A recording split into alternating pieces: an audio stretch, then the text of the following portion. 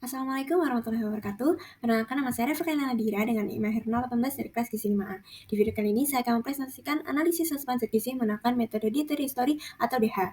Baik, yang pertama terdapat penelitian di mana SKP ini adalah suatu kegiatan untuk mengukur konsumsi makanan pada individu, keluarga, ataupun masyarakat dengan metode yang sistematis, di mana tujuannya umumnya untuk menilai pola konsumsi asupan zat gizi dan mengevaluasi kecukupan gizi. Salah satu metode di SKP ini adalah dietary history atau DH, di mana DH ini bersifat retrospektif, yaitu mengumpulkan data makanan dan minuman yang telah dikonsumsi oleh suatu individu dalam periode tertentu, di mana data yang dikumpulkan mencakup kebiasaan makan, jenis dan frekuensi konsumsi makanan, serta cara pengolahan makanan, sehingga menghasilkan data yang kualitatif dan kuantitatif. Namun juga memiliki kelemahan, utamanya terdapat pada penerapannya yang kompleks sehingga dapat menjadi beban bagi enumerator dan responden. Di mana tujuan dari praktikum ini untuk meningkatkan pemahaman mahasiswa tentang SKP dan pengalaman langsung penggunaan DH dalam penelitian gizi.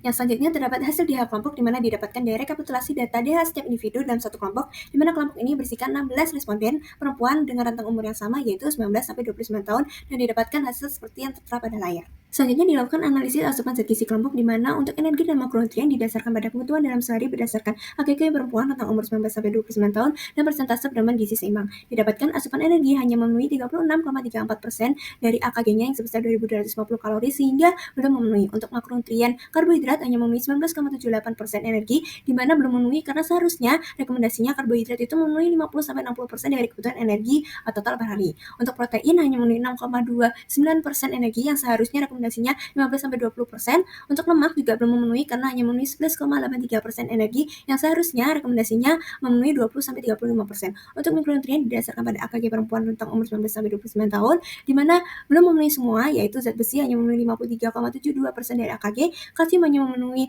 12,21% dari AKG, natrium hanya memenuhi 23,43% dari AKG, dan vitamin C hanya memenuhi 33,24% dari AKG. Selanjutnya dapat hasil DH individu di mana biodata responden saya bernama Yusti Adelita atau YA dengan jenis kelamin perempuan, tanggal lahir 8 Juli 2005, berusia 20 tahun, berberat badan 58 kg dengan tinggi badan 162 cm. Untuk tanggal wawancara dilakukan pada Senin 20 Oktober 2025 dengan nama interviewer saya sendiri Reviana Nadira. Didapatkan dari perhitungan MT bahwa YA ini berstatus gizi normal sesuai dengan cut-off BMI Asia Pasifik. Untuk perhitungan BMR SDA AKE digunakan untuk mengetahui kebutuhan energi dari YA sendiri. Selanjutnya dapat hasil DH individu. Berikut ini merupakan formulir hasil dari DH individu YA. Selanjutnya dilakukan perhitungan asupan responden didapatkan dari hasil formulir DH responden, di mana gramasi didapatkan dari perkalian frekuensi konsumsi yang dikalikan dengan gramasi makanan dan minuman yang dikonsumsi oleh YA. Dengan ketentuan untuk frekuensi harian bisa langsung dikalikan, untuk frekuensi mingguan dapat dibagi terlebih dahulu dengan 7, dan untuk frekuensi bulanan dapat dibagi terlebih dahulu dengan 30, sehingga didapatkan hasil seperti yang tertera pada layar. Selanjutnya dilakukan analisis asupan zat gizi individu di mana untuk energi didasarkan pada angka kebutuhan energinya yang sebesar 2414, sedangkan energi intake-nya hanya sebesar 798 sehingga persentase pemenuhannya hanya sebesar 33,05%. Sesuai dengan cut-off NPG, hal ini untuk responden YA termasuk pada defisi berat.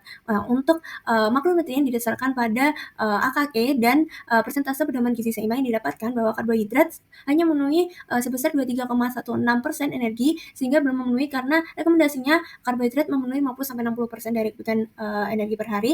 Untuk protein hanya memenuhi 4,06% energi, belum memenuhi karena di bawah rekomendasinya yang sebesar 15-20%, dan lemak hanya memenuhi 5,52% energi yang juga belum memenuhi karena rekomendasinya sebesar 20-35%. Untuk mikronutrien didasarkan pada AKG perempuan tentang umur 19-29 tahun, di mana zat besi, kalsium, natrium, vitamin C semuanya belum memenuhi, dengan zat besi hanya memenuhi 11,75% dari AKG-nya, kalsium hanya memenuhi 5,83% dari AKG-nya, natrium hanya memenuhi 12% dari AKG-nya, dan vitamin C hanya memenuhi 33,22% dari AKG-nya.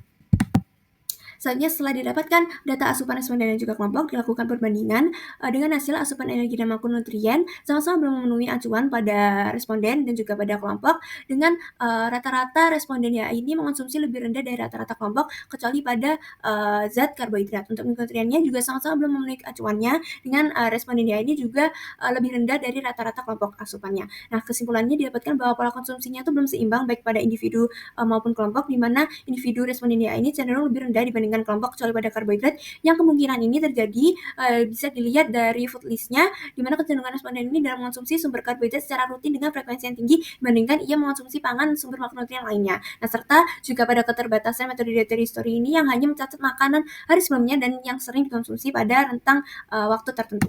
Selanjutnya terdapat kelebihan dan kelemahan metode DH, di mana kelebihannya memberikan gambaran pola konsumsi jangka panjang yang bersifat kualitatif dan kuantitatif, menggambarkan kebiasaan makan, frekuensi dan jenis makanan, biaya pelaksanaannya relatif murah dan efisien, bermanfaat dalam praktik klinik untuk menilai dan menangani masalah gizi.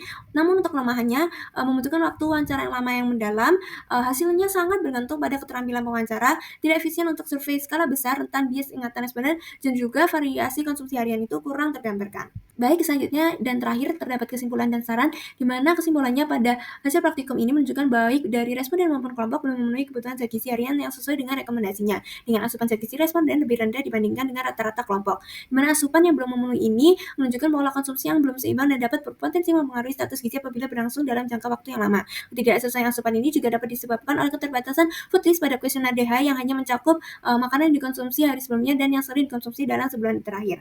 Nah, untuk sarannya dalam pelaksanaan DH ini disarankan agar enumerator memahami instrumen dan teknik pewawancaraan yang baik. Penggunaan alat bantu seperti food model atau foto pangan juga akan membantu dalam memperkirakan porsi, serta memilih responden yang memiliki daya ingat yang baik juga akan mempengaruhi hasil dari metode DH ini. Nah, pelatihan singkat bagi enumerator juga penting dilakukan untuk meningkatkan akurasi dan keandalan data yang diperoleh.